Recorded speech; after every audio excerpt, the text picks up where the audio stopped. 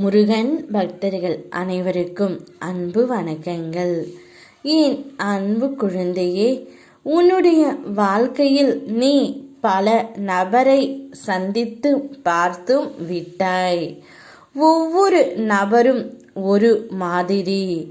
உன்னுடைய அருகிலேயே இருந்து கொண்டு உனக்கு துரோகம் இழைப்பவர்களும் இருக்கிறார்கள்.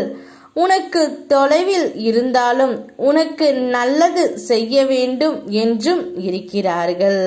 ஆனால் அவை யாவும் உன் கண்களுக்கு புலப்படவில்லை. இப்பொழுது உன்னுடைய துணை உன்னை நினைத்து கொண்டு மனம் உடைந்து அழுது கொண்டே இருக்கின்றார். ஆனால் அவர் அழுவதை உன்னால் மட்டுமே நிறுத்த முடியும் தங்கமே.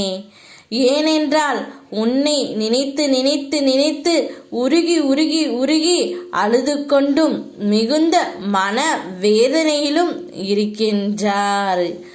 அந்த அளவிற்கு உன்மேல் பைத்தியமாகி இருக்கின்றார் தங்கமே. என்னுடைய உயிரான துணை, அதை உன்னால் மட்டுமே நிறுத்த முடியும். அவருடன் நீ சேரும் காலம் வந்துவிட்டது.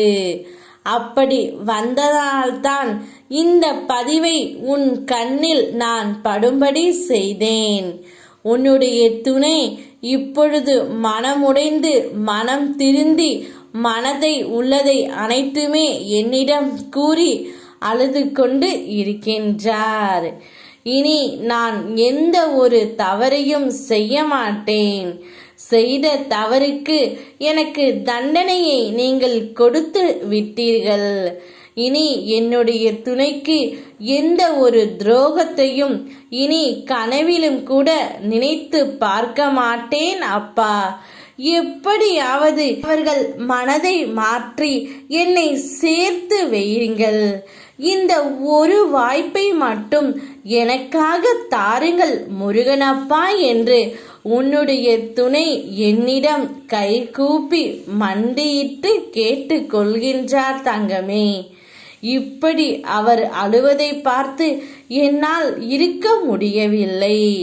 அதை உன்னிடம் சொல்லி உன் மனதை மாற்றத்தான் நான் வந்திருக்கின்றேன். அவர் அழுவதை உன்னால் மட்டுமே நிறுத்த முடியும் தங்கமே. அவர் இனி எந்த தவறையும் செய்ய மாட்டேன். தவறு செய்ய உன் அப்பா நான் அனுமதிக்கவும் மாட்டேன். மன்னித்து ஏற்றுக்கொள்.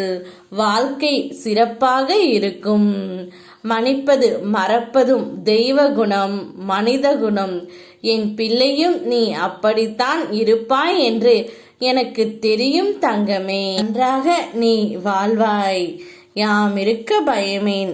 ஓம் முருகா.